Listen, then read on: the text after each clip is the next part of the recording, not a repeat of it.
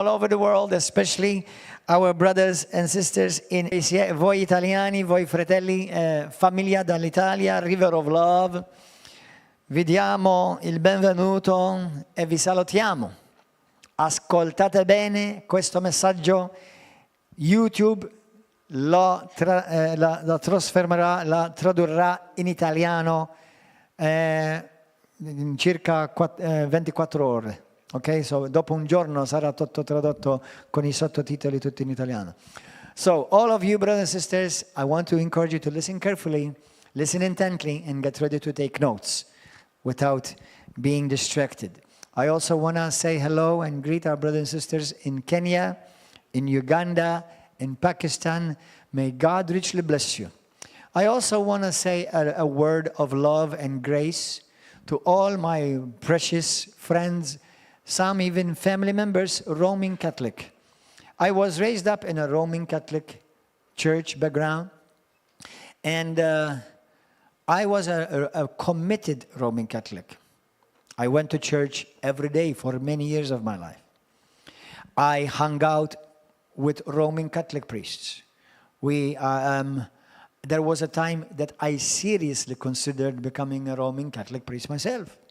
Now I became a bishop and a pope. Papa. My sons call me Papa all the time, Papa. Now, I'm joking. And I do have wonderful Catholic friends who still love Jesus, thank God, because obviously that's the only person who's going to get you into heaven. That's the only thing. Sorry, Lord, for saying thing, but you understand what I'm trying to say, is that knowing Jesus and having a relationship with Jesus that's going to get you into heaven.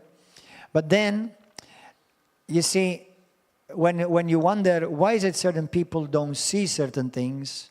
Why is it people, for example, when you see certain things in the scripture, but others don't see them? The thing is, I believe truth does not come to everybody. Are you listening carefully? Truth does not come to everybody. Truth must be sought after. Are you understanding? Truth doesn't come to you. You go and get it. Truth must be sought after.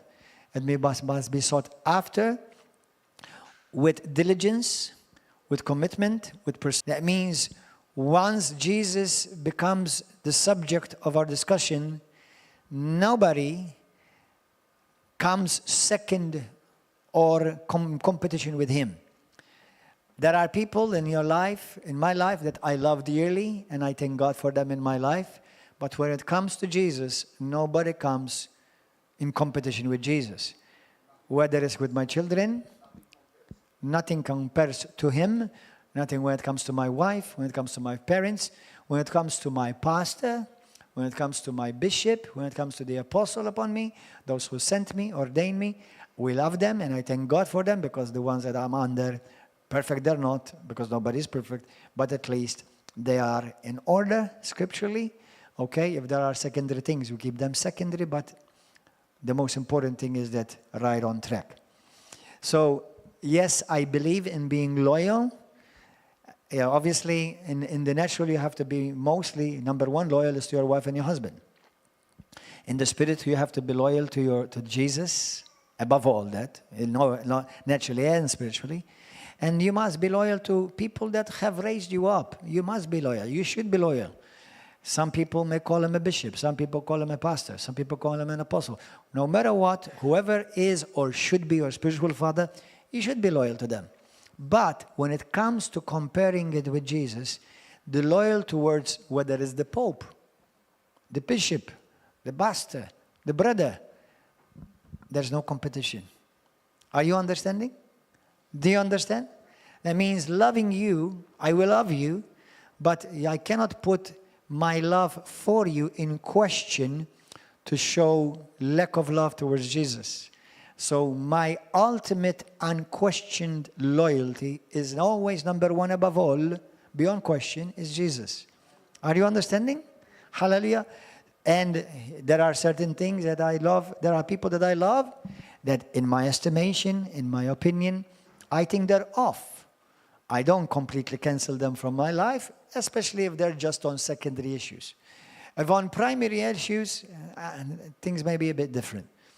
Because as much as I may love you, I still love you, and I will not try to harm you or attack you, but I may cut you off completely from my life, especially if I know that you are preaching heresy. Are you understanding? Are you understanding? Remember, Jesus told us to love our enemies. So we are even called to love those who even hate us and want to hurt us. That's not easy, okay? Christianity is not easy, okay? It's not, but it doesn't mean I'm going to go and, have fellowship with you if you are a heretic and you are preaching clearly wrong doctrines. I will not succumb to that. I will not yield to that. And I will not submit to that. Are you understanding that? Are you understanding that? Yes. Amen? Once again, secondary issues, I'll leave them secondary. But if it's a primary issue, it's going to be primary. Amen? Now, pray this with me. As I said all of that, pray this with me. Say, Holy Spirit, Spirit of truth, Spirit of revelation, give me understanding from the Word of God of what you're trying to teach me today. Give me the ability to discern the truth against the lies of tradition, men, the world. And Lord, help me that while I walk in love towards my fellow brothers and sisters, that I will never put in question or in competition my loyalty towards you. In Jesus' name.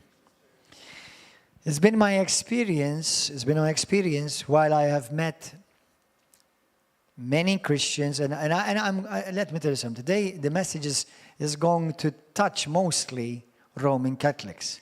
But just because I'm going to talk about the Roman Catholic denomination, it doesn't mean that all the other churches are okay. There are some heresies in the Orthodox Church. There are some heresies in the Protestant Church. There are some heresies in the Jehovah's Witnesses. There are heresies in the Mormons. So there are heresies even with the Seventh-day Adventists. Okay? So this is not an attack against a particular group just because we have something against a particular group. No. As diligent students of the Word, we must weigh, discern the truths no matter where they're coming from, and discern what we're being taught no matter where they're coming from. Now, perfection, I don't think is going to be found upon this earth, but you can come close. Amen. Obviously, if you have Jesus Christ as Lord and Savior, and you have put Him as your Lord and Savior, and you have put your faith in the Son of God, divine and eternal, one with God Himself, okay? If you know Jesus like that, you're saved. You're born again. And now it's your duty to continue to grow on a healthy diet. Amen? The healthy diet is the Word of God. Everything I'm going to build my life upon must be the Word of God. Amen? Are you okay, guys? So please understand.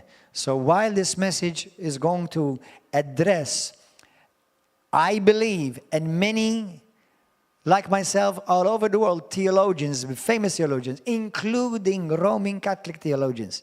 So you don't think that this is a Gordon thing. Including many Orthodox theologians, including many Protestant theologians, that believe that this is a heretical teaching that must be addressed because many have been misled. Like you and I were misled. But somewhere along, God in His grace and mercy reached out to us and opened our eyes to this lie. And the lie is that the church is built upon Peter the Pope. That's a lie. It's unbiblical. And not even history confirms it is unbiblical, and as we're going to see. It is unfortunate in my experience that I've met many Roman Catholics, which are sweet as people, many of them, obviously, not all of them. But that's not going with Roman Catholic, it goes with every camp. But my experience has been that many Roman Catholics don't read their Bibles. Is it true? It's true.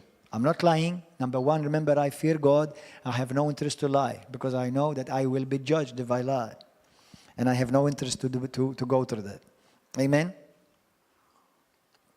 So, many Roman Catholics I know, I believe a great majority of those who are called faithful as far as Roman Catholicism is concerned, many of them don't read the Bible.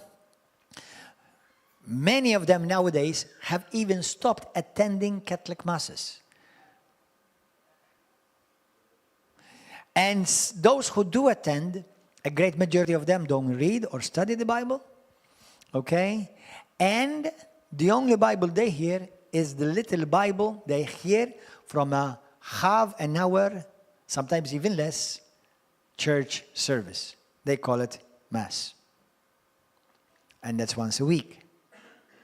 Tell me how you're going to grow as a mature and a healthy Christian just at about 5 minutes, because in a whole Mass, many things have to go on. It's not like 30 minutes of preaching, but 30 minutes of many things and about 5 minutes of preaching. Or 10 minutes. As a matter of fact, just this past week on a national program in Malta, one Catholic advocate said that the Pope has told the Catholic priest, now this is what he said. I'm not verified, I don't know, I didn't verify this, but this is a Catholic advocate, somebody who advocates for Catholicism. He said the Pope told them to remove music, to remove organs. I don't know if that's what he really said, but this is what this guy said. He's very popular in Malta. And he also said that the Pope told them not to keep the preaching more than 10 minutes.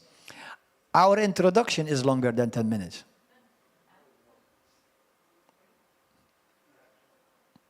So this is what Roman Catholics are being supposedly brought up on and growing up on. Do you think they're going to grow healthy spiritually? So if you are a Roman Catholic and you listen to this message, don't take this as an attack.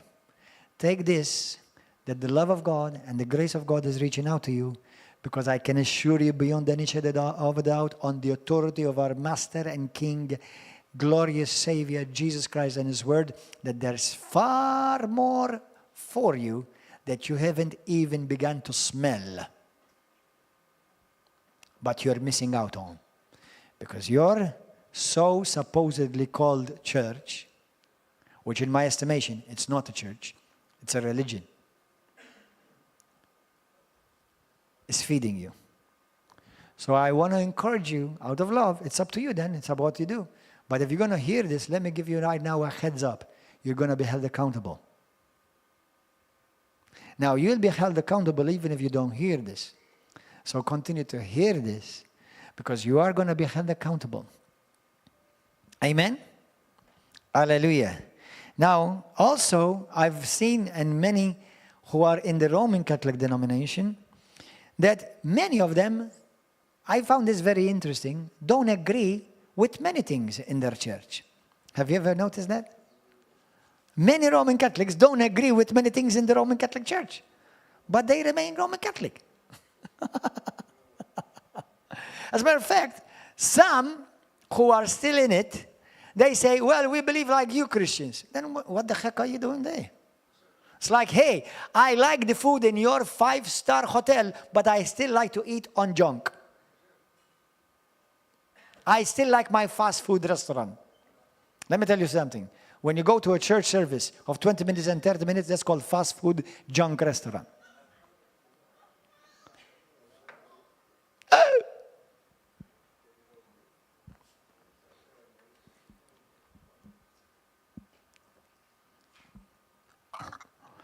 So, why is that?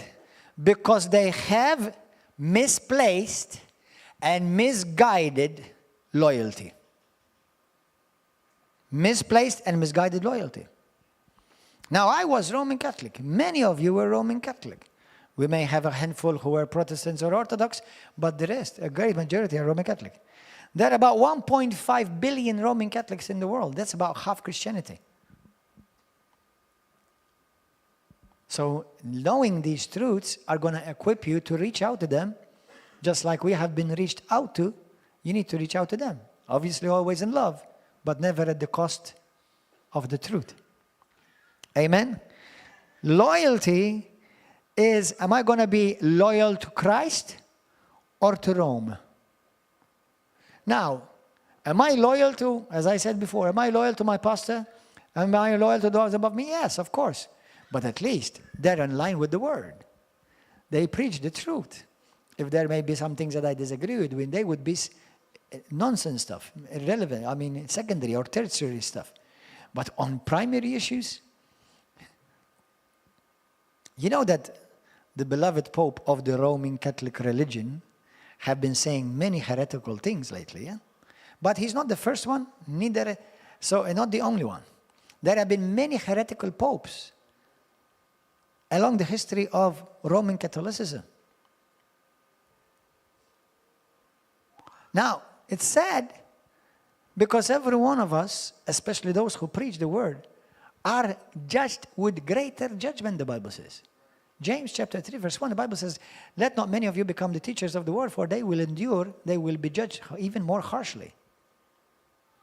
Because if I teach wrong, and I'm teaching people under me wrong, and many are loyal to me above all, then I'm misleading you. And many Roman Catholics are loyal to the Pope and to the Roman Catholic institution more than they are loyal to Christ. As a matter of fact, you can't be loyal to me or to the Pope or to the Bishop or to the Apostle and as much as you are loyal to Christ. No, you have to be loyal to Christ mostly, first and foremost. You never question Jesus, not you never question the Pope. You never question Jesus, not you never question the pastor, the apostle, or the bishop. You never question Jesus. The church belongs to Jesus. The church was washed by the blood of Jesus. The church is the body of Christ. The church carries the spirit of Christ, not the spirit of the Pope, or washed by the blood of the Pope, or sanctified by the blood of the Pope. Now, thank God, when there was some popes who did good things, good for them, good for their followers, good for you to do the right thing, because you're going to have to give an account for it, every one of us. Amen? So, let's go to the book of Matthew, chapter 16. Matthew chapter 16. Let me give you a brief history of how the church practically started. This is a very brief bird's eye view of the of actually the church at large. You know, in the world today there are many denominations. The three major denominations are Roman Catholic, Orthodox, and Protestants. I think as far as numbers, number one would be Roman Catholic, and the other one would be Protestant, and then Orthodox. So, church is still growing, and the vast of majority that are becoming Christians, they're coming Christians in evangelical and Pentecostal charismatic churches in South America, in Brazil, in even around Europe. Most of the churches that are growing are evangelical and Pentecostal and charismatic, similar to this church. It's a reality. Even in Africa, many churches that are growing are actually evangelical, Pentecostal. So this would be the fastest growing denomination right now around the world, would be churches like River of Love. But it needs to. They need to. Okay? Now, I'm not going to mention things that historically are a fact, that have hurt millions of people, possibly sent millions of people to hell without Christ, and have scandalized millions of Roman Catholics because, for example, of the Roman Catholic Inquisition. Do you know that millions of people were killed and tortured by the religion of Rome? Are you aware of that? Does that look or sound like Jesus to you? But people still remain in it.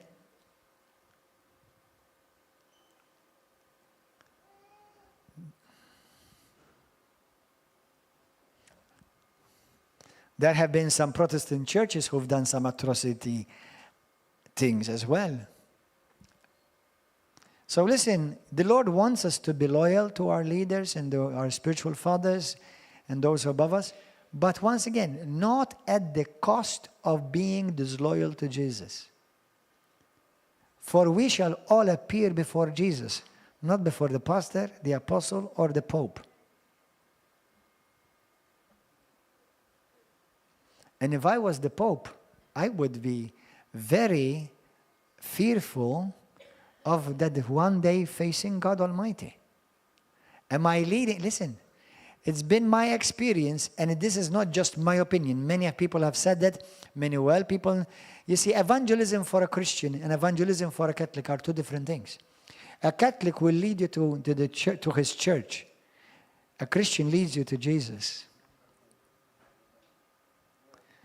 A Christian will tell you what the Bible says, that if you put your faith in Jesus Christ and follow him, you'll be saved. A Catholic tells you have to become a Catholic, you have to be baptized as a Catholic, you have to become a Roman Catholic to be saved. We have serious trouble with that. We have serious problems with that. Serious biblical doctrines with that.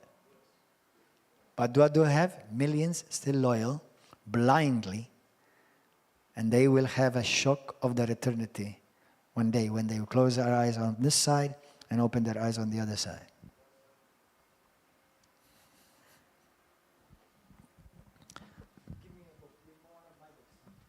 So I want to encourage you, listen carefully, with love.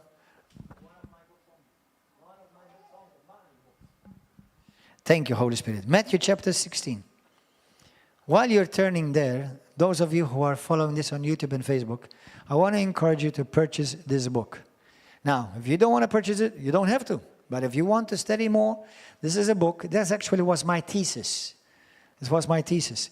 It's called Upon This Rock, The Unshakable Foundation. You can find it on Amazon.com. It's also in Italian. And by the grace of God, we'll bring it out in Maltese soon. But get it. Study it. Hallelujah. It will help you. It will bless you. Matthew chapter 16, verse 13.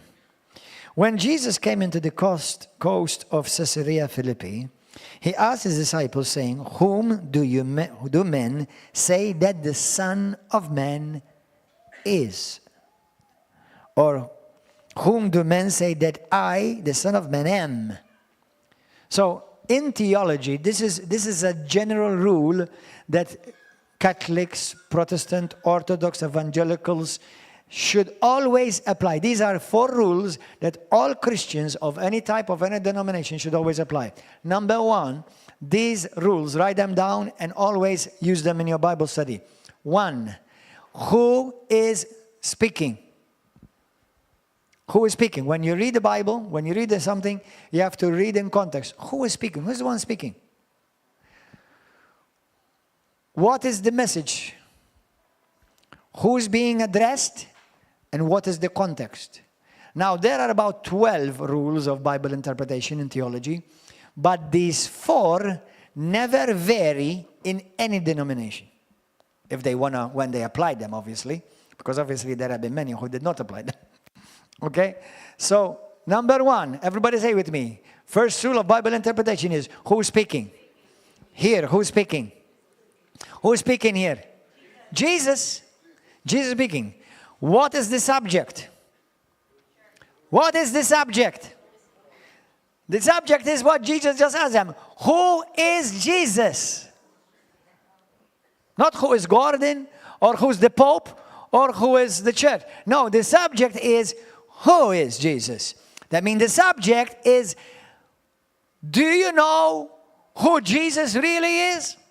Especially when you take it in the context, because many people looked at Jesus, and you see it in many other passages like Mark 6, Matthew 13, okay, where you see where people looked at Jesus and say, oh, he's the Son of Mary, right? Is that right or wrong?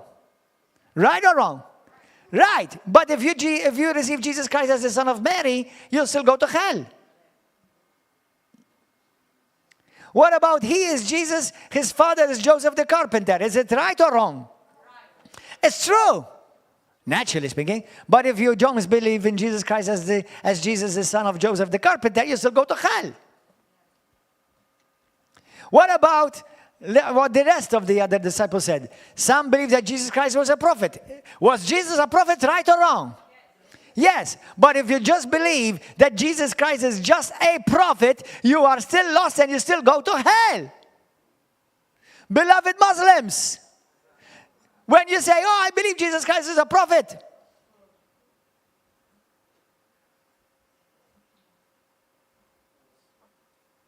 so what? If you believe Jesus Christ was a prophet and a good prophet, go and check what the good prophet said. And we believe he was a good prophet. You know, a good prophet cannot lie. Go and check what that good prophet said. So the person speaking is Jesus. The subject is, who is Jesus? Not who is Peter.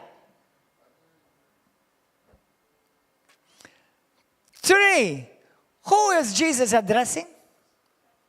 Who is Jesus addressing? Think. Who is he talking to?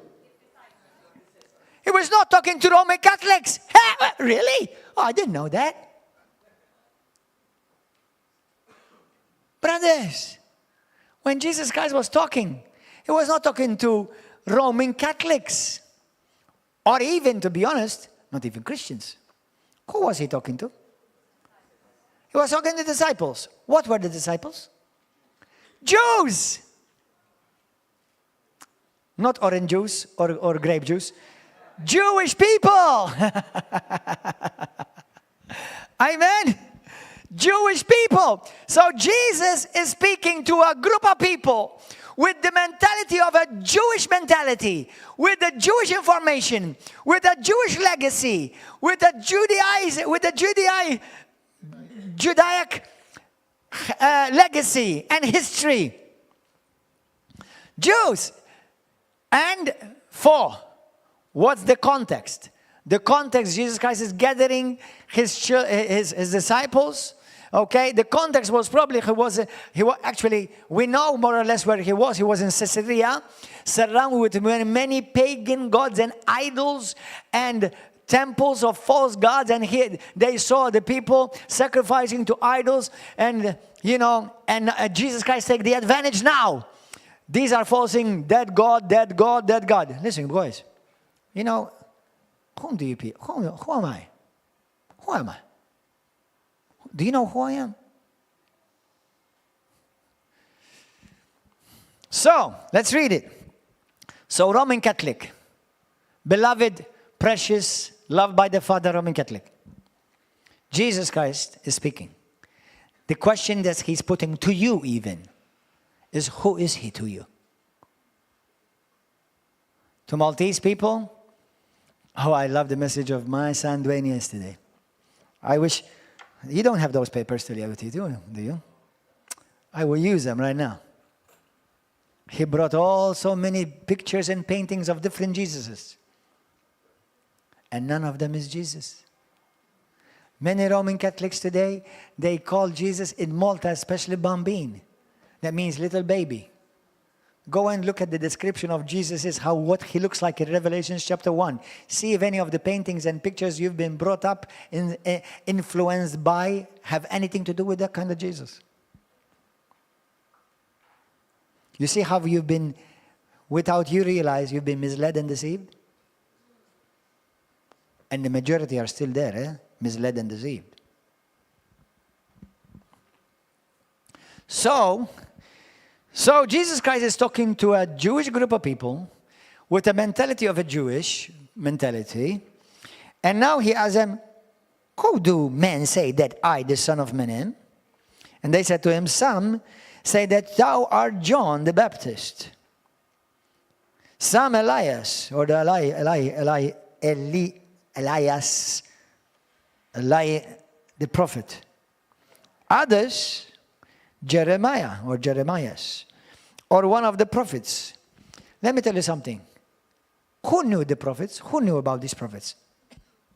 Jewish people. These were prophets that they were acquainted with. If these people were Greeks, they would not mention Elias, Jeremiah. They would most probably mention Plato or somebody else. Or Aristotle. Thank you, brother. Hey, hallelujah. You're a good concordance. Thank you, Lord. Thank you, Jesus.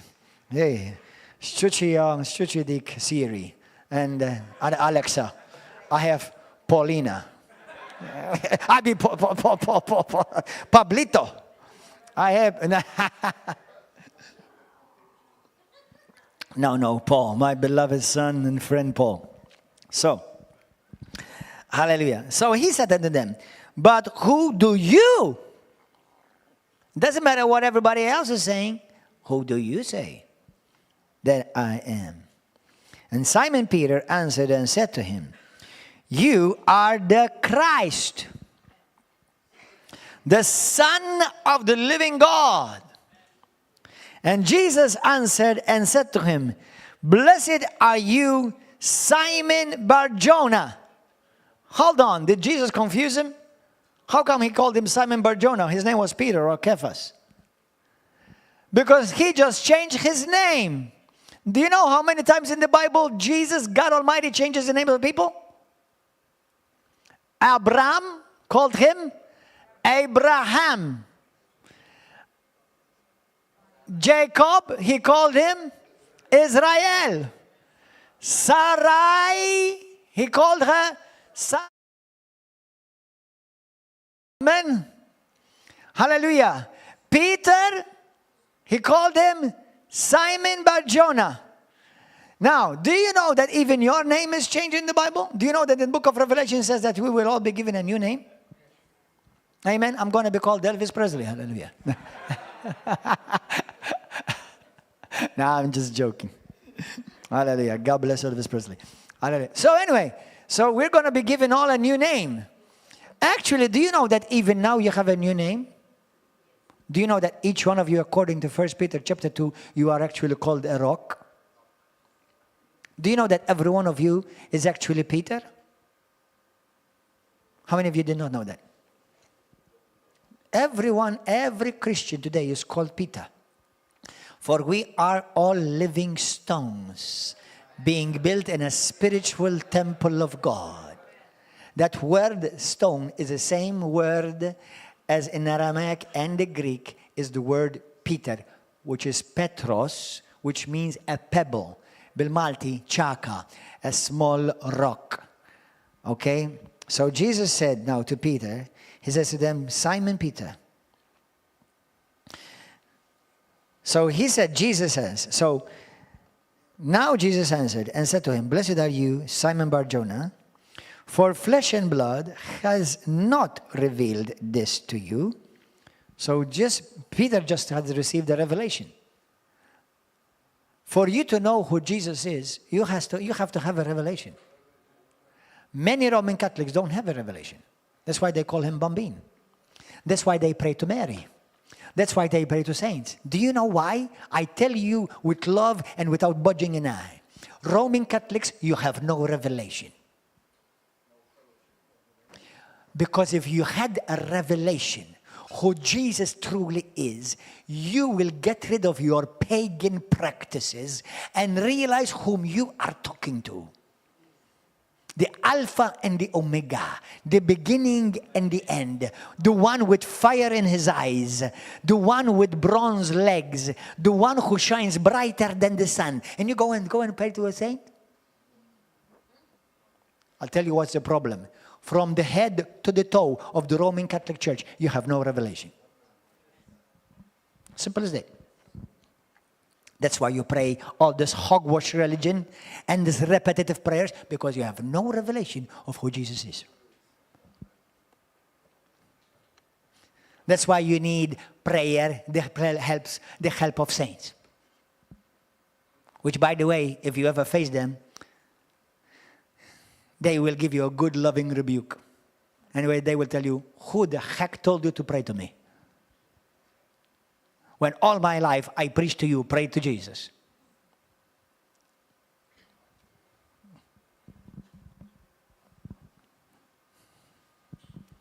Roman Catholic, no revelation.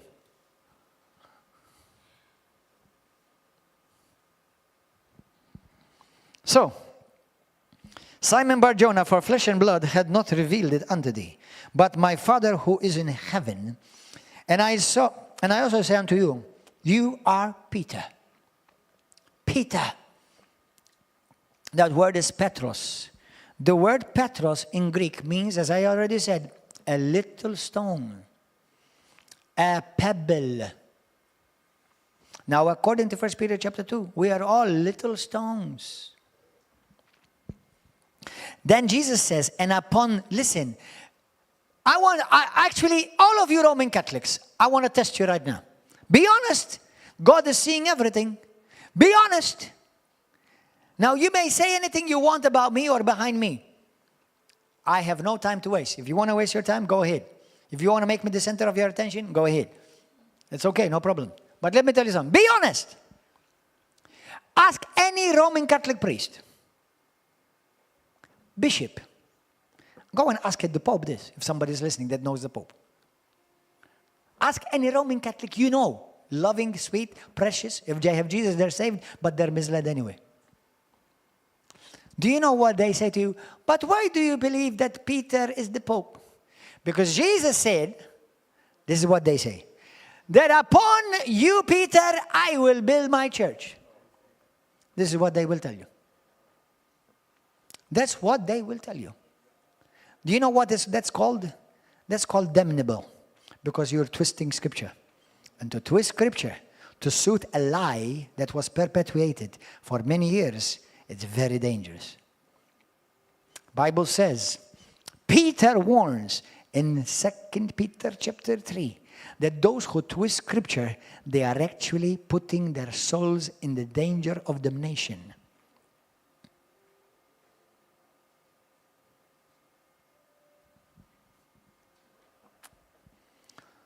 Okay? So, this is what Roman Catholics tell you. But Jesus said to Peter, upon you I will build my church. Come on, go and do a test. How many of you been told like that? How many of you been taught like that?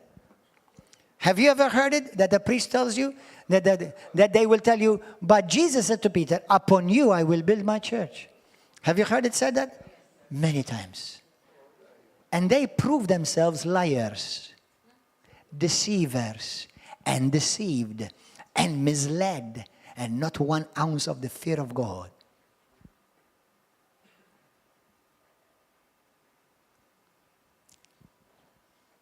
Is that what Jesus said to Peter? He said, upon you, Peter, I will build my church. Is that what Jesus said to Peter? Upon you, Peter, I will build my church. Is that what he said? Listen to this. Peter just made the confession of eternity.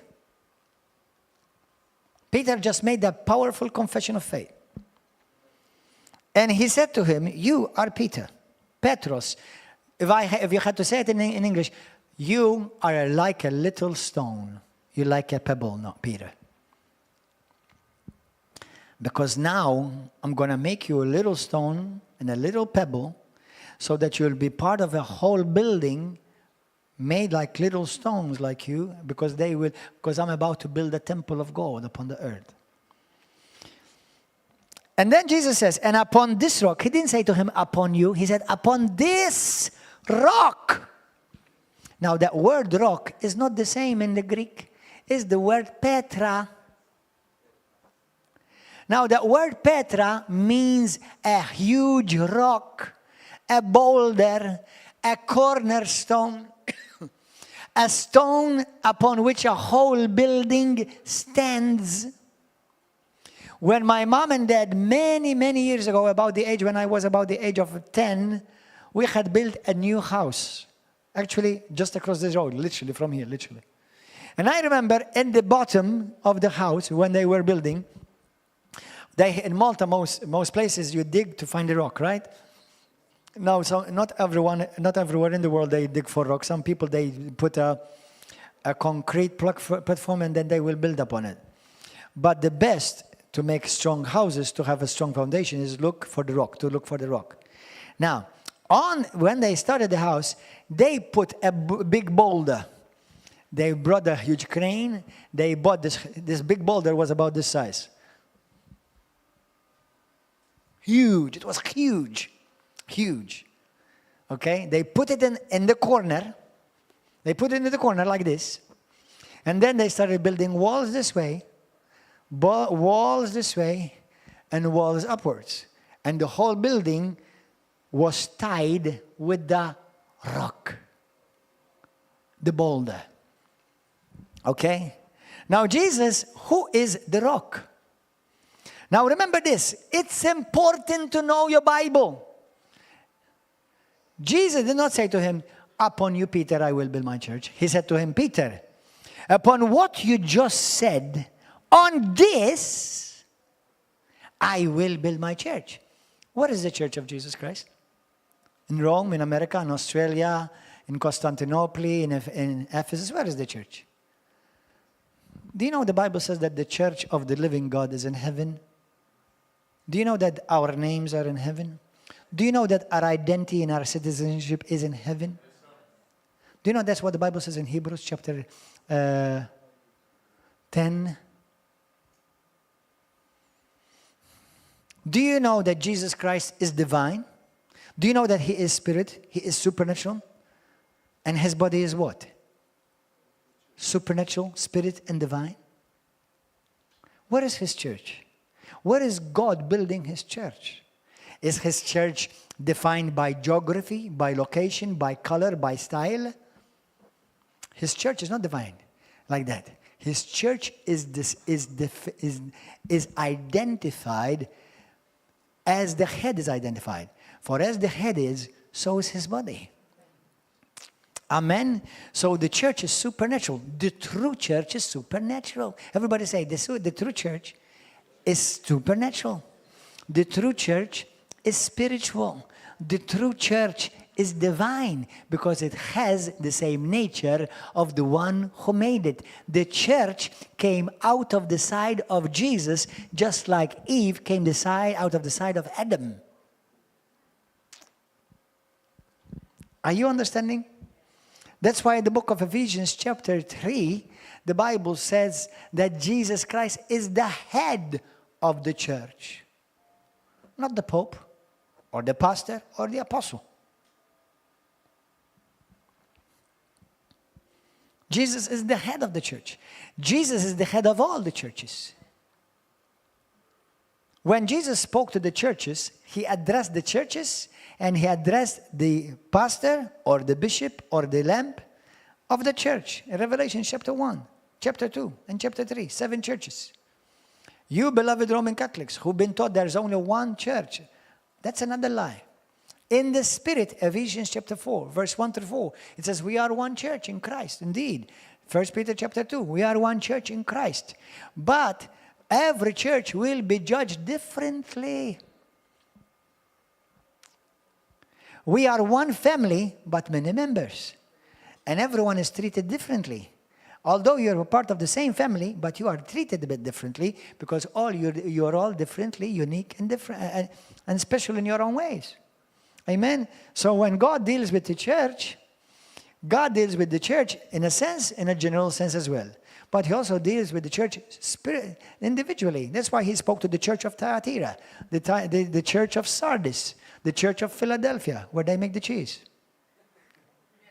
I got the church from here. Amen. Hallelujah. Praise God. So, hallelujah. So, Jesus is saying to him, upon this rock. Everybody say this rock. Now, this is not just what I'm saying, although what I'm saying is proven by the scripture to you. But actually, do you know that even the church fathers did believe this? You know how many times, I hear Roman Catholic leaders, they say, we follow the tradition of the early fathers. Do you know that all the early fathers, not one of them claimed that Peter was the Pope. All of them believed that Jesus Christ was the rock, not Peter. I will read to you some historical documents today. Okay? So Jesus Christ says, upon this rock, this huge boulder, this cornerstone, I will build my church. And the gates of hell shall not prevail against it. Not against you, Peter. This is not hard, huh? Are you understand? These are the words of Jesus, Albi. I cannot bend them, I cannot change them. And I better not change them or bend them or alter them. Amen. I will build my church, and the gates of hell shall not prevail against, listen, to the church of Jesus Christ, built by Jesus Christ, for the glory of Jesus Christ, and to reveal Jesus Christ. That church, hell has no chance with it. Hallelujah. Now, and then verse 19, go there quickly. And I will give unto the kingdom, the keys of the kingdom. Practically, this is practically key, authority, okay? He said, I will, now some say, but he gave the keys to Peter. That's why we always traditionally, we see movies and documentaries that Peter has the keys. Okay? Okay, I do believe that Peter has been given authority, but was only given to Peter the authority? If it was only given to Peter, it would have stopped long time ago. It would have stopped the moment Peter died. Okay? So, he said, I will give you, and when he said to you, he didn't say you, Peter. He was speaking to the disciples. He was speaking to all of them. How do I know this for sure?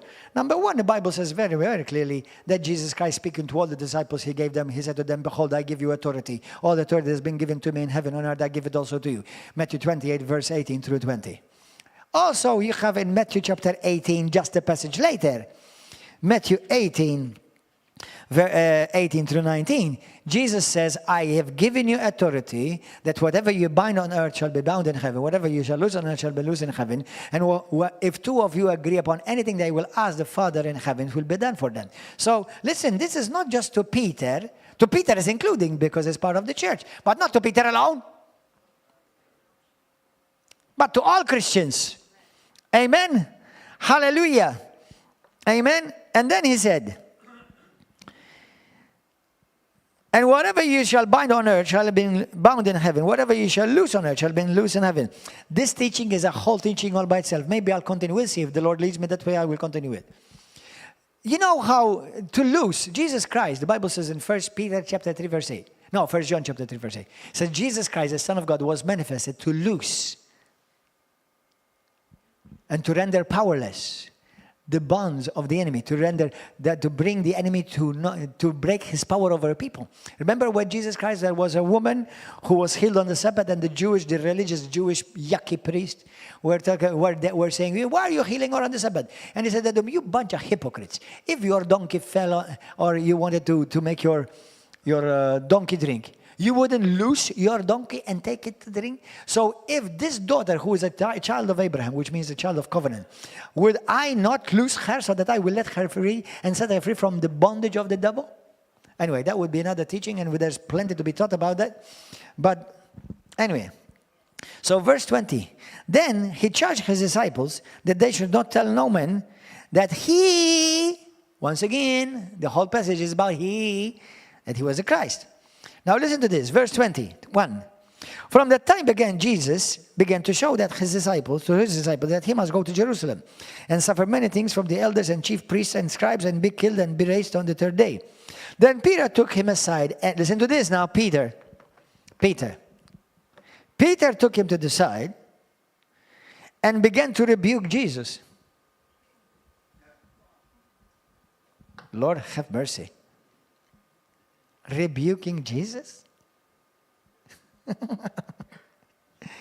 And he said to him, far be it from you, Lord, this shall not happen to you. So he was trying to stop him from going to the cross. Now, let me try to be gracious. I may understand to some extent, because obviously he loved Jesus enough, he doesn't want him to suffer. Okay. But look what Jesus said to him. He turned and said to Peter, get behind me, Satan. So hold on, is Peter the rock upon which the church was built, or is he Satan? You are an offense to me. You are a stumbling block to me. Let me tell you something. Not because Peter wants to, but because of Peter and many people using the excuse of Peter, he is still a stumbling block till this very day. It's not Peter's fault, but many people who look at Peter and they think that he is the Pope, unfortunately, because of that theory, he's still a stumbling block. Jesus said to him, get behind me, Satan. You are an offense and a stumbling block, for you are not mindful of the things of God, but on the things of man. Now listen to this.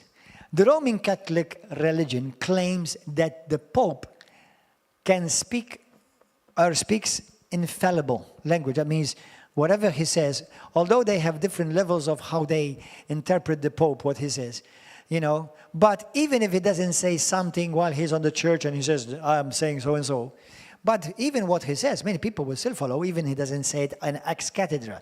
For example, what he said recently, that you can get two people of the same sex and bless them. Okay? He didn't say it on ex cathedra, but many people still practice it and took it as a doctrine now. Recently, when he was speaking in Asia with a bunch of different religions, of many of whom they worship the devil, literally, he said that then we all have the same, all these religions are good and all the gods are the same and they're all good for the way to find God, or whatever exactly he said. That's blasphemy. And many people now, do you know what they do? They use what the Pope said, but this is what the Pope said. So you see what he says becomes doctrine.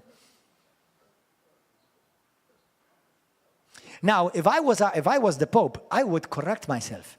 But he hasn't. I'm not aware that he has corrected himself or he has made things clearer. People are still using those quotes and use them as an excuse to bring filth in the church of the living God.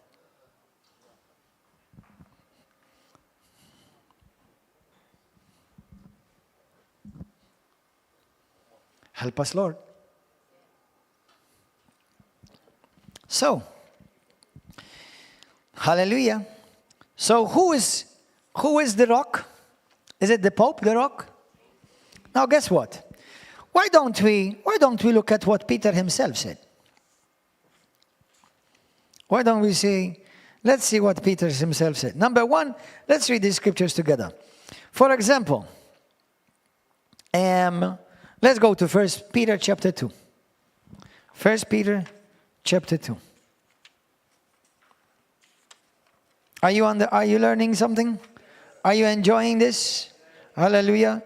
1 Peter chapter 2. Verse 4. Now, this is Roman Catholics.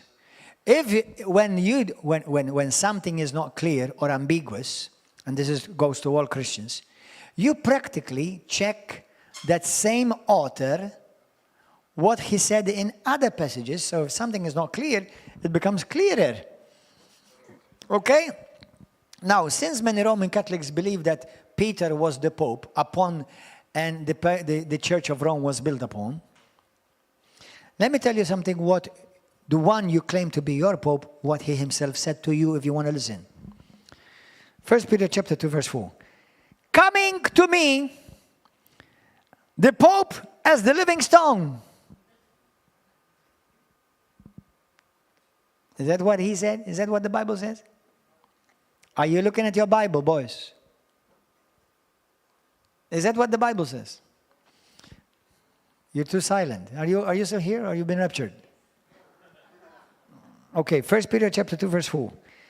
Peter, the beloved apostle, who eventually died crucified upside down because he didn't want to be crucified like his master.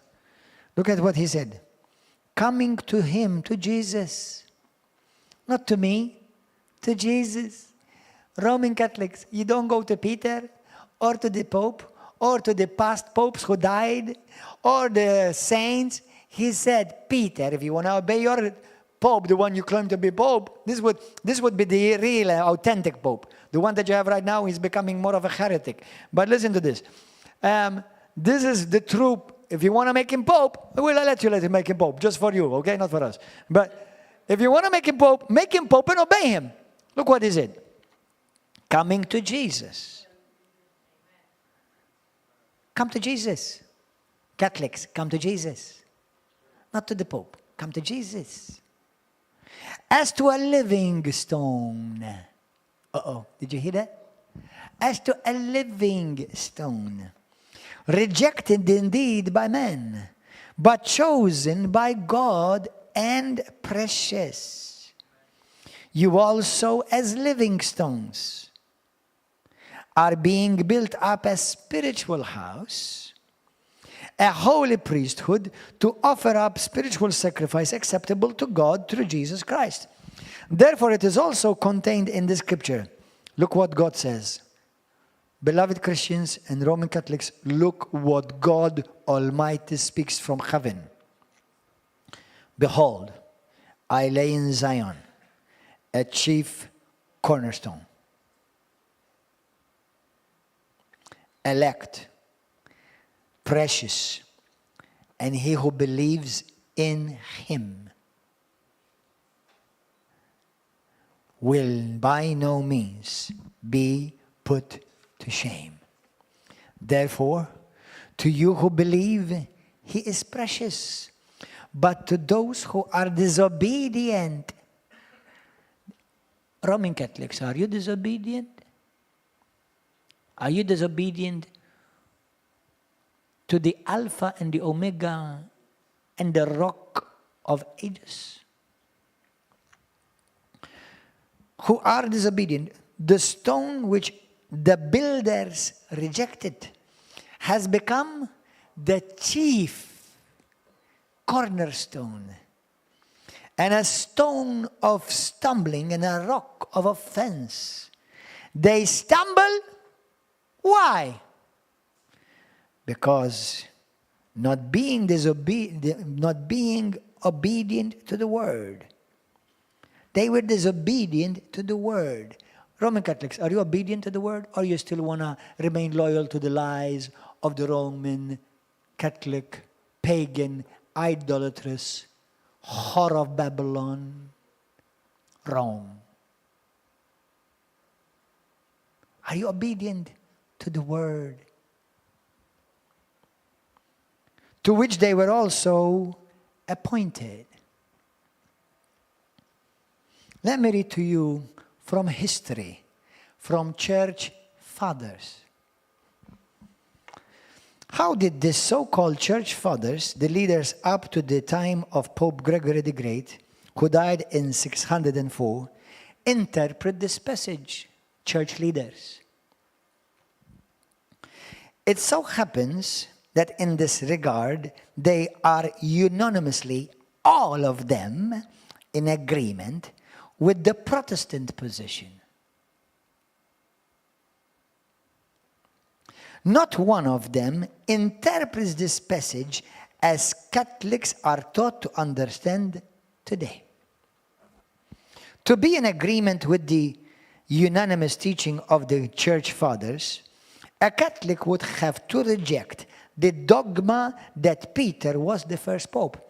He was neither the first, nor the last or the second. He was not pope at all. That's the thing. He was not pope at all, ever. There was never a pope. Not that Peter was not a pope. There was never anyone a pope. I'll tell you in a moment when the first actual official pope came in the scene. And you'll be surprised how many years later. I'll tell you in a moment. So, to be in agreement, that means for all of us, for all Catholics, to agree with the Church Fathers, which many boast that we follow the Church Fathers. Go ahead, church, follow the Church Fathers on this.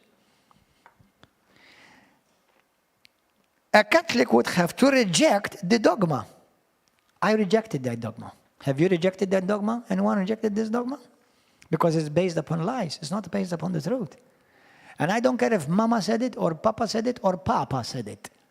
If it's a lie, it is a lie.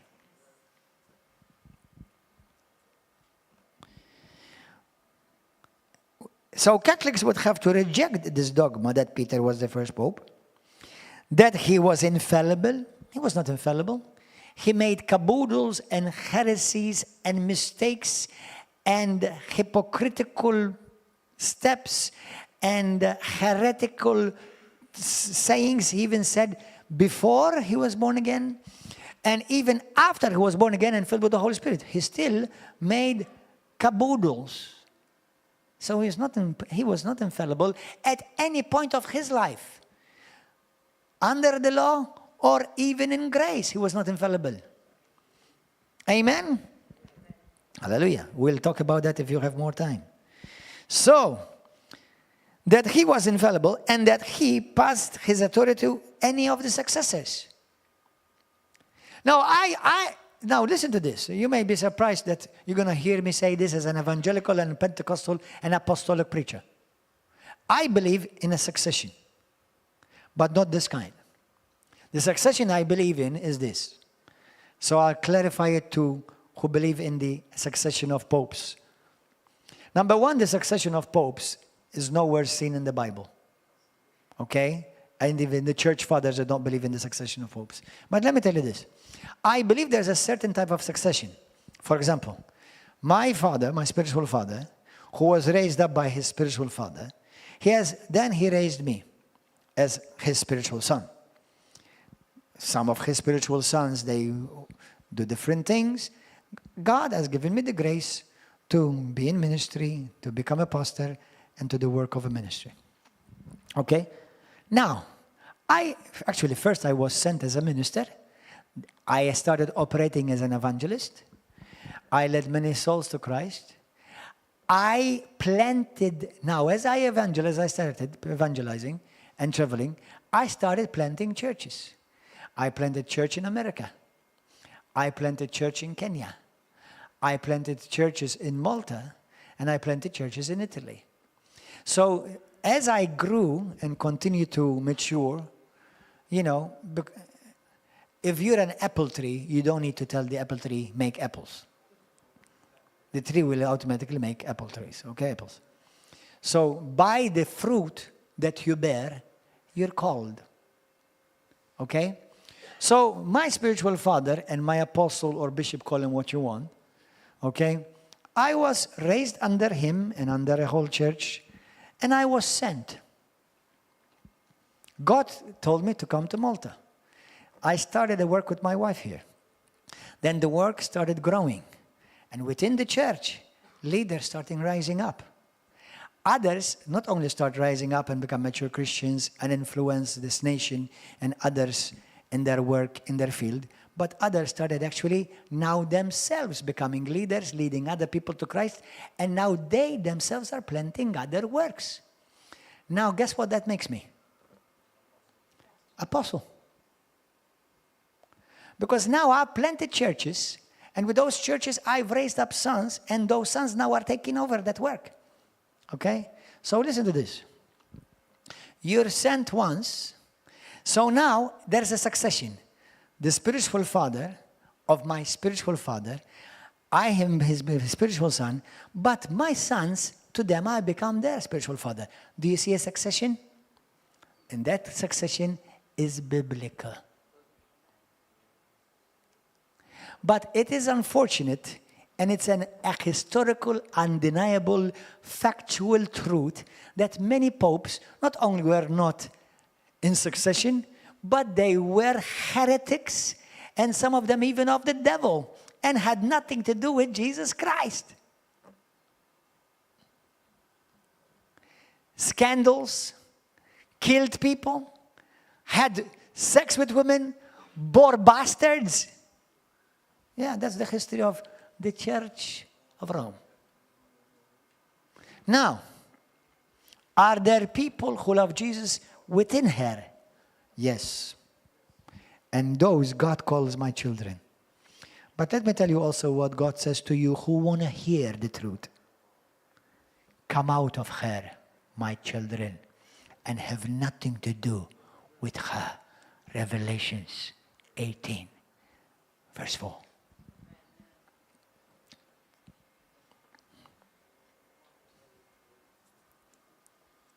Oh yeah, you see, because many people can be easily deceived because they're not trained in the word of righteousness.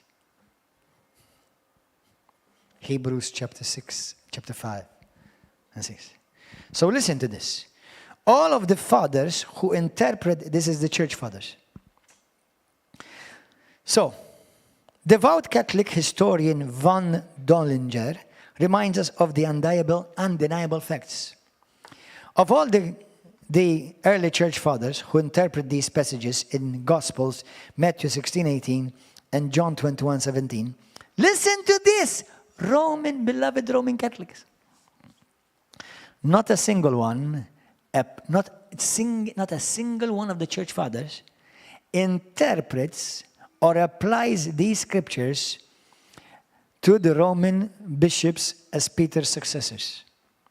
How many fathers have busied themselves with these texts, yet not one of them whose commentaries that we possess, Origen, Chrysostom, Chrysostom, Hilary, Augustine, Cyril, Theodoret, and those whose interpretations are collected in catenas, has dropped the faintest hint that the primacy of Rome is the consequence of the commission and promise to Peter.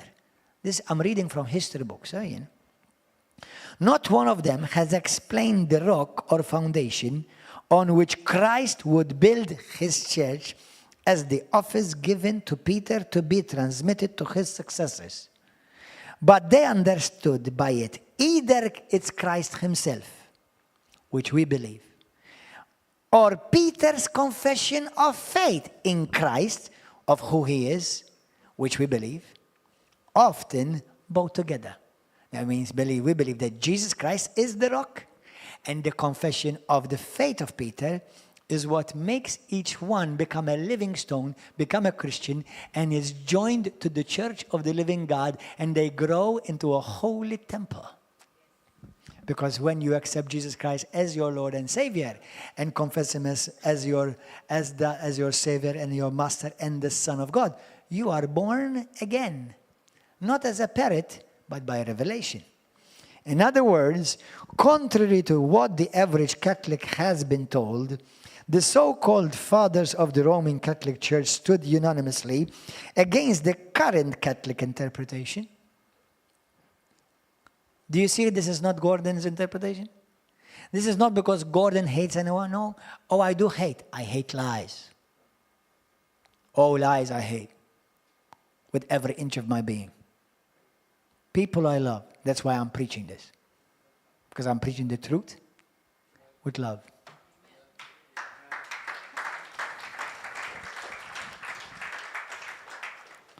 Now listen. As a devout Roman Catholic authority on church history, one who loves his church, he's talking about Dollinger, okay? This is Dollinger speaking. As a devout Roman Catholic authority on church history, one who loves his church, who points out these facts, other Catholic historians agree with von Dollinger, Peter de Rosa, also a devout Catholic, just as ably punctures the balloon of papal supremacy and an unbroken line of succession back to Peter. This is a lot of meat this morning. Some of you came for breakfast, but I gave you a buffet. It's okay, there'll be no extra charge. Joking. It may jolt the Catholics to hear that the great fathers of the church, listen to this, saw no connection between Matthew 16:18 and the Pope. And what the majority of Catholics believe today? That it's the Pope. Go and ask a Catholic priest, anywhere, everywhere. Who is the church built upon? And why? They will tell you it's built upon Peter, the Pope. Because Jesus said to Peter, upon you, Peter, I will build my church. Then you open the book and feed it to him with love.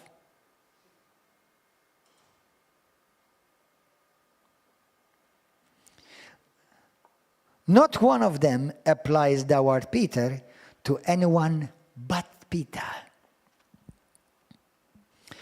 One after the other, they analyze it. Cyprian, Origen, Cyril, Hilary, Jerome, Ambrose, Augustine. They are not exactly Protestants. These are Roman Catholic staunch writers. Not one of them calls the Bishop of Rome a rock or applies to him specifically the promise of the keys. This is so staggering to Catholics, as if they were to find no mention in the fathers of the Holy Spirit or the resurrection of the Lord, of the dead, sorry. For the fathers, it is Peter's faith, or the Lord in whom Peter has faith, who is called the rock, not Peter himself. All the councils of the church from Nicaea in the 4th century to Constance in the 15th agree that Christ himself is the only foundation of the church. That is the rock on which the church rests. Not one of the fathers speaks of a transference of power from Peter to those who succeed him. There is no hint of an abiding patrine office. So the early church did not look on Peter as Bishop of Rome, nor therefore did it think that each Bishop of Rome succeeded Peter. The Gospel did not create the papacy. The Gospels did not create the papacy. Jesus did not create the papacy. The papacy, once in being, leaned for support on the Gospels, though it wasn't there. There's much more, but I think it's enough. So, let me tell you what other scripture says. Number one, we know the Bible. Remember, number one, Christianity came out of Judaism.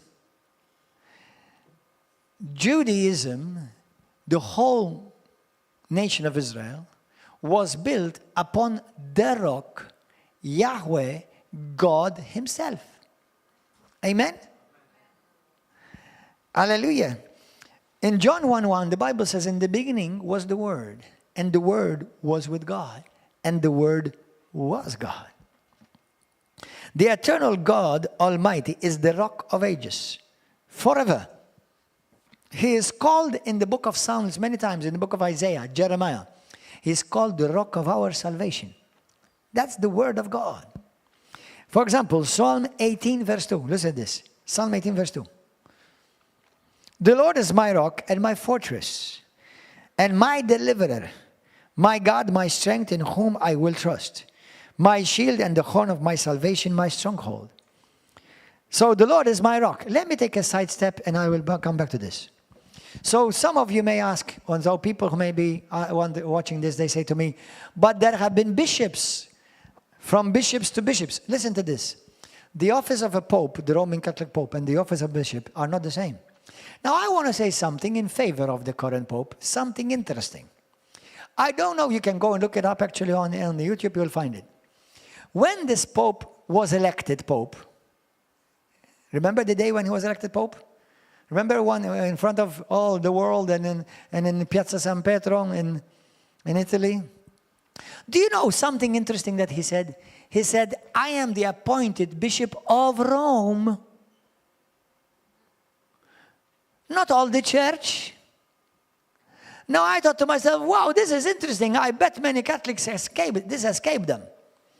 Because there was a Bishop of Rome, but he did not have jurisdictional authority over Sophia, Egypt, Jerusalem, or Antioch, or Constantinople.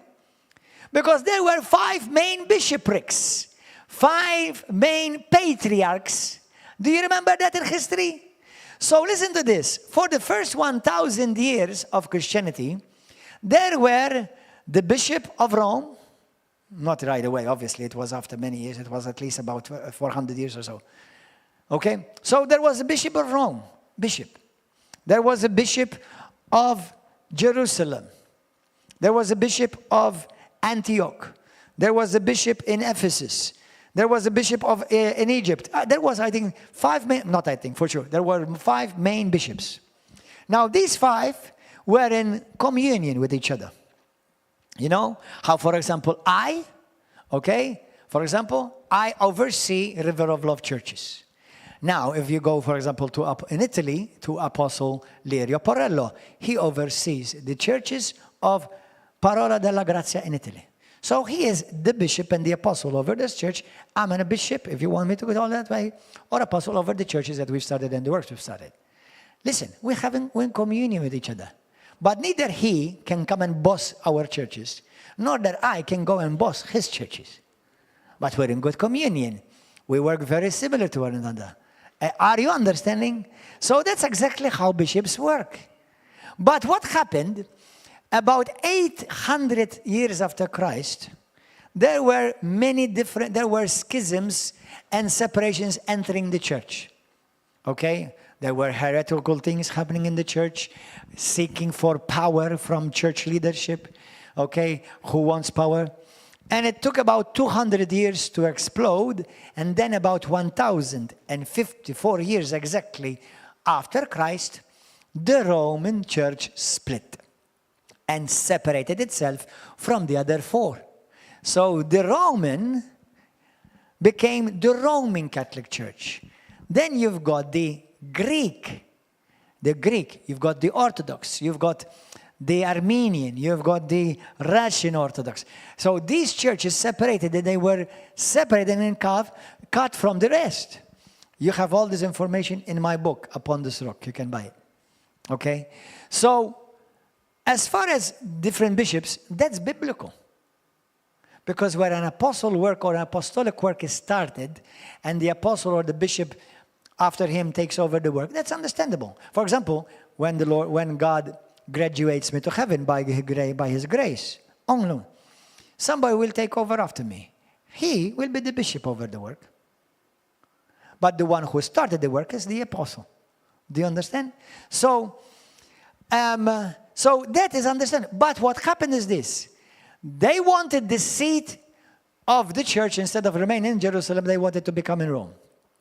And they came up with the heretical dogma that the Pope can dictate all the other bishops. And they were in disagreement. So we have one major split, because there were other splits. But this was the first major.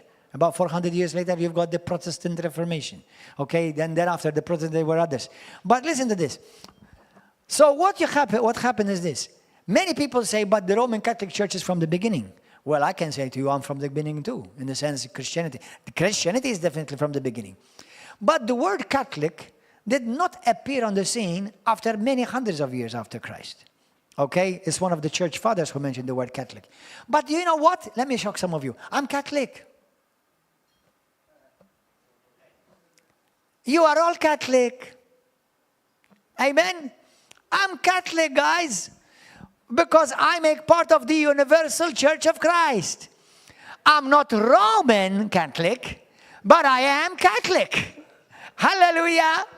Okay? And I am as Catholic as all the other Catholic churches. Why? Because I believe in the teachings of the apostles. We give God all the glory, because this is a grace that was bestowed upon us. We see miracles and healings and deliverances just like the apostles saw. Hallelujah. We see people coming to Christ just like the apostles saw. We baptize people in water like the apostles and Jesus did. So we are more Catholic than many Roman Catholics. We believe in the Eucharist as many other Catholics believe. Amen. We believe in the Eucharist. Of course we believe in the Eucharist. And we believe in the presence and the blessing and the anointing over the Eucharist. Oh yeah, I believe that. Amen. And I believe in the Apostles' Creed. Do you know that we believe in the Apostles' Creed? How many of you believe in the Apostles' Creed? How many of you don't know what is the Apostles' Creed? How many of you don't care what is the Apostles' Creed? The Apostles' Creed was practically a confession of faith. Okay? We believe in God our Father. Okay? One God, Father, Son, and Holy Spirit. Go and check the Apostles' Creed. You will find that you will agree with everything it says. Because it's biblical. So I believe in the Apostles' Creed. Amen. But am I Roman Catholic?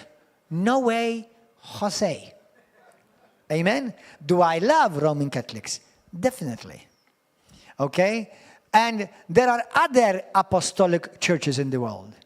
There's Orthodox, Lutheran, Anglican, churches like River of Love. They're apostolic churches. Okay? But depends how much truth you want. Depends how much truth. Not everyone wants the same amount of truth. Because I'll tell you, truth will challenge you. Truth will challenge you. Okay? So that's why, study.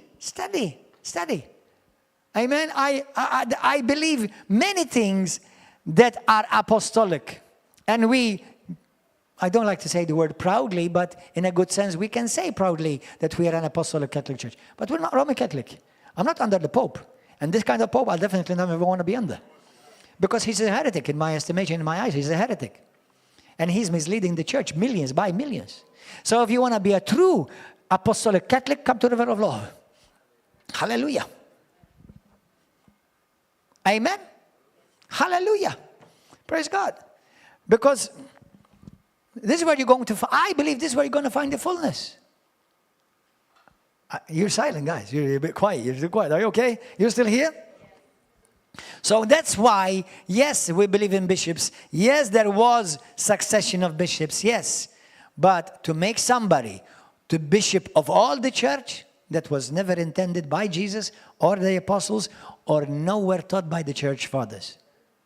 So hold on. Now this is dangerous. Now listen carefully. This is going to make many people nervous right now. So when you are exercising authority which was not delegated to you, what do you call that? Usurped authority. Authority that was not given to you. The authority of the office of the Pope over all the church was never given by anybody at any time. If the Roman Catholic want to be called the Bishop of Rome, I accept that. But not of all the church or all the Roman Catholic Church. Or all the other Catholic churches. Listen, this is not something that I believe. One of the reasons why the Orthodox Church split from the Roman is because of this doctrine. This is same with the Protestant. You see, many Protestant churches are actually Catholic. But the problem is that many of these churches has become truly like, what do you call it? Heretical in their teachings. Marrying same-sex couples. No longer believe the infallibility of the Word of God. There are many gurus in the Roman Catholic religion, in the Protestant religion, in the Orthodox religion, in the evangelical denomination. Many gurus. That's why you need to know the Bible. That's why you need to, where is your loyalty? Your loyalty is Jesus. Now love me, because you must love me. Because you cannot love God and hate your brother. But listen, I'm not going to demand absolute loyalty from you. Your absolute loyalty is to Jesus. And if I mess up, I need to repent just like every one of you. Amen. What I preach, I must apply to myself too. Amen. I will never attack a brother or a sister, but doctrines and false doctrines and heretical doctrines, I will address. In Jesus' name. Amen. Hallelujah. Amen. Hallelujah. One of the good things that I can say about many Catholics is that they're open to the Holy Spirit. Seriously, they're open to the Holy Spirit. Let me share with you some other scriptures. Okay, quickly, and we're going to finish. Praise and worship, would you come, please? Hallelujah. Did you enjoy this, guys? Yes. You want more? Yes. How much more? How much more do you want? I'll give you more another day. So, listen.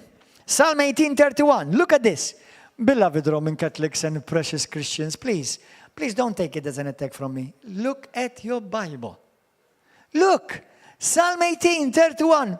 For who is God except the Lord? Who is the rock except our God? Psalm 18:46.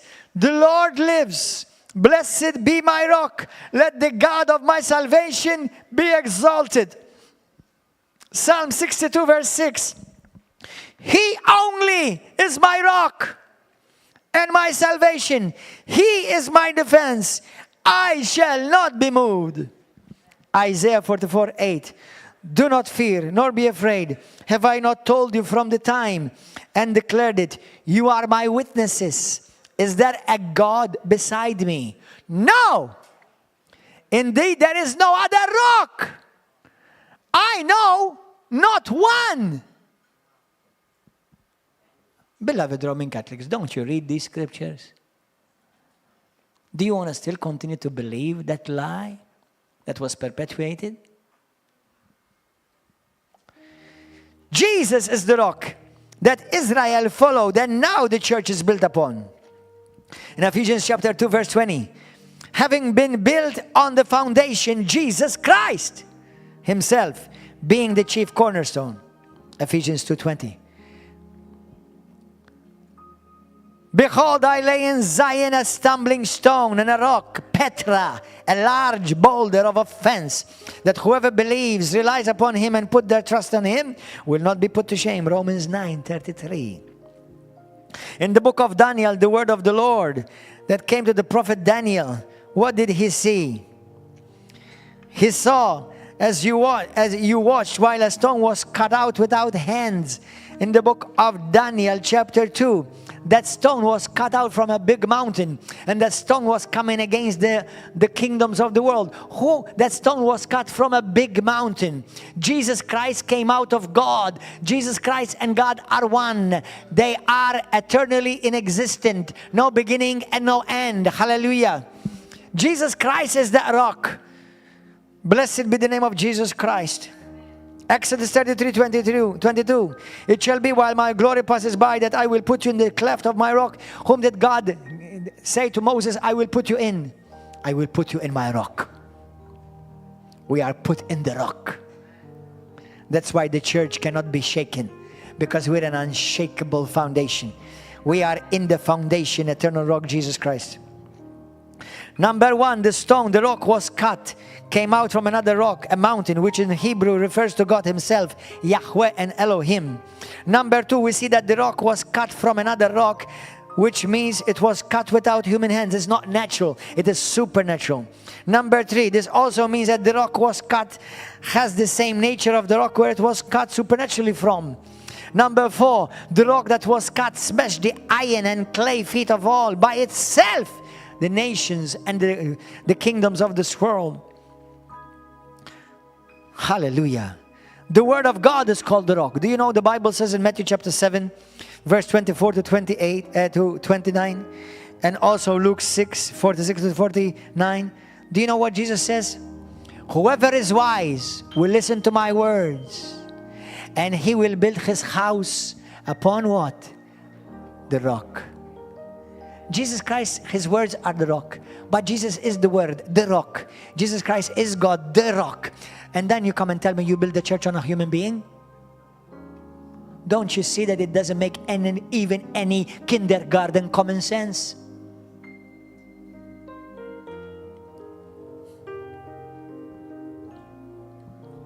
Hallelujah. Blessed be the name of Jesus.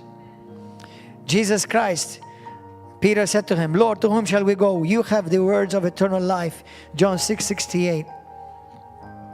If the Jewish nation was built upon Yahweh, the eternal rock, do you think that God is going to change and build his church upon a frail human being? Even if he was filled by the Holy Spirit and used by God. But listen to this. How many are you filled with the Holy Spirit? How many of God has used you? How many God has used you? How many of you are infallible? Put your hands down quickly. Okay. Of course God used Peter, and we thank God that God used Peter. We can say a lot of good things about Peter, but Peter never claimed to be the Pope and never claimed that the church was built upon him. As we saw in the letter of Peter himself, he said Jesus Christ is the one that the church is built upon. Hallelujah. Blessed be the name of Jesus. Hallelujah. Blessed be the name of Jesus. 1 Corinthians chapter 10 verse 4. Listen to this. Go there. 1 Peter chapter 10. 1 Corinthians chapter 10. We love Roman Catholics. We love Protestants. We love Orthodox. We love liars. We love seduce people and deceive people.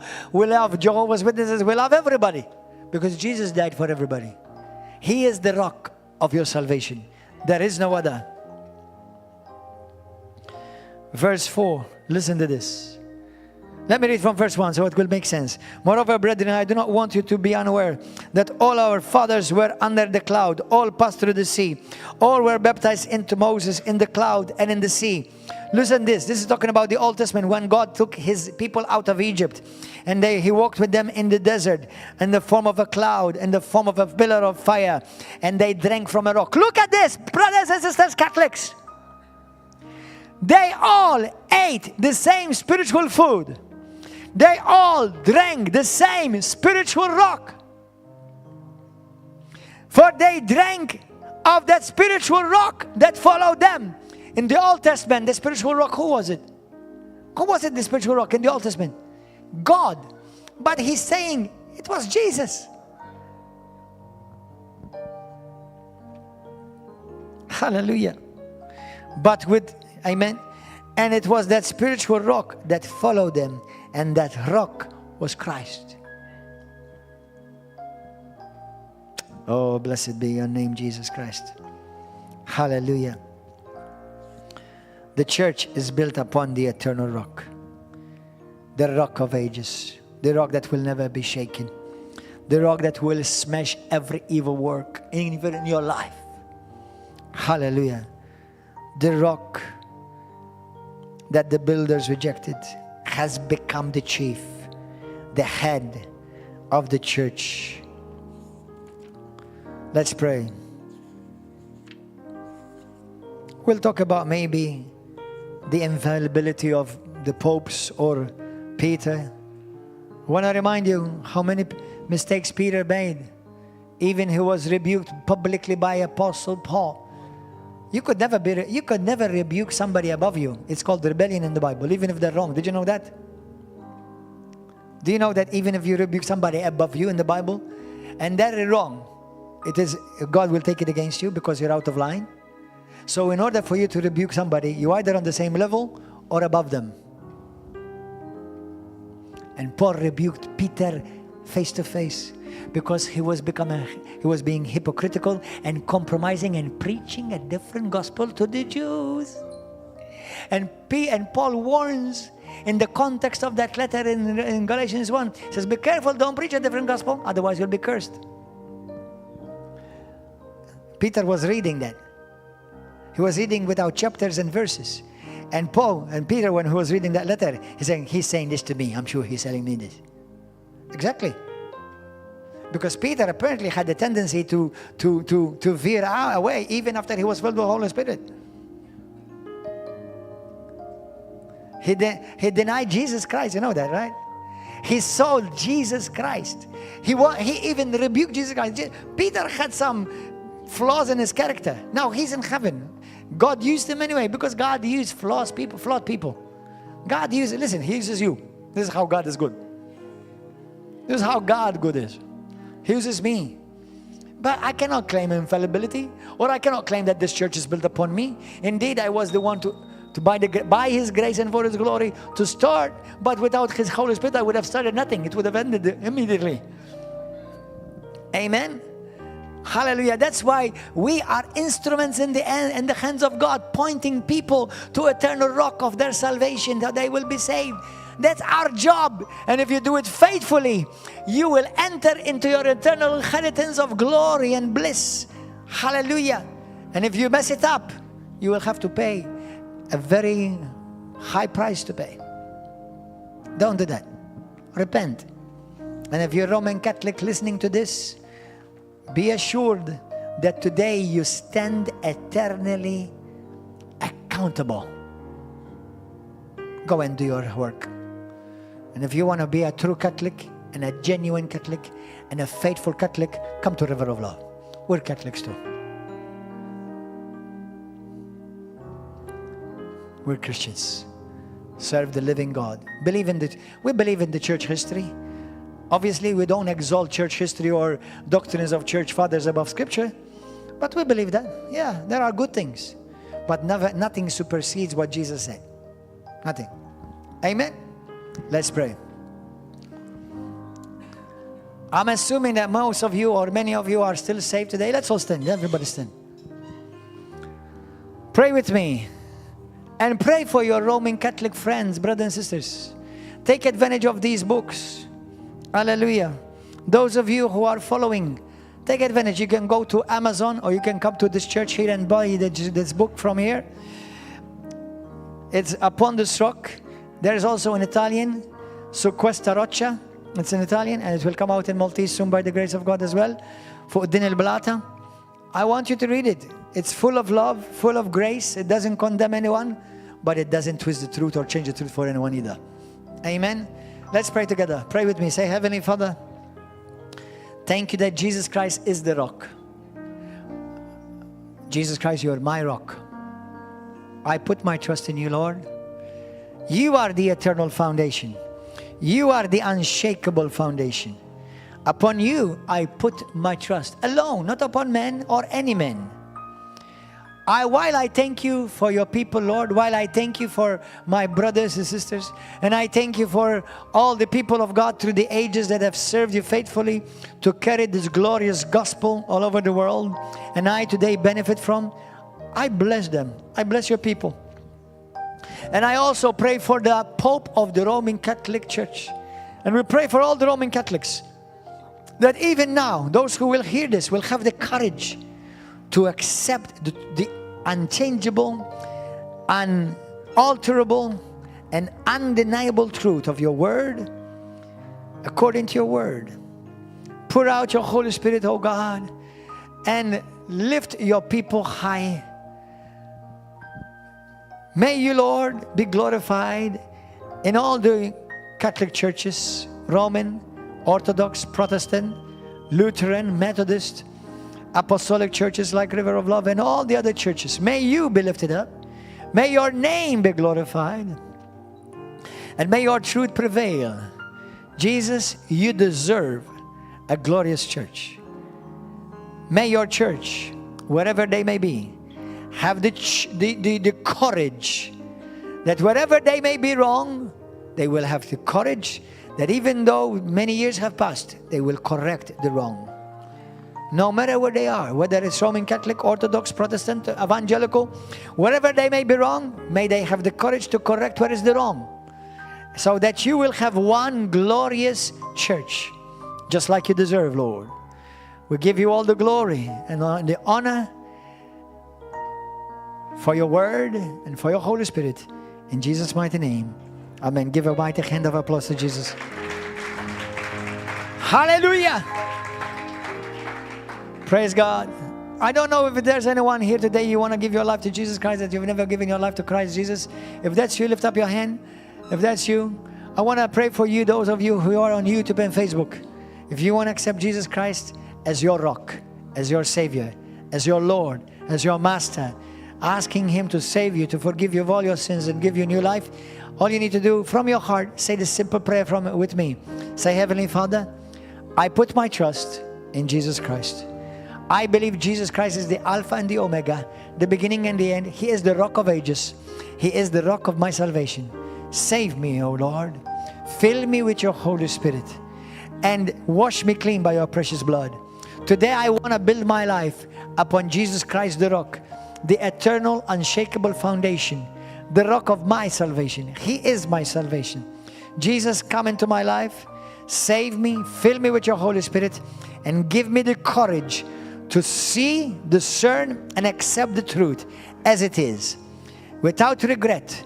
Lord, I thank you for saving me, for filling me with your Holy Spirit.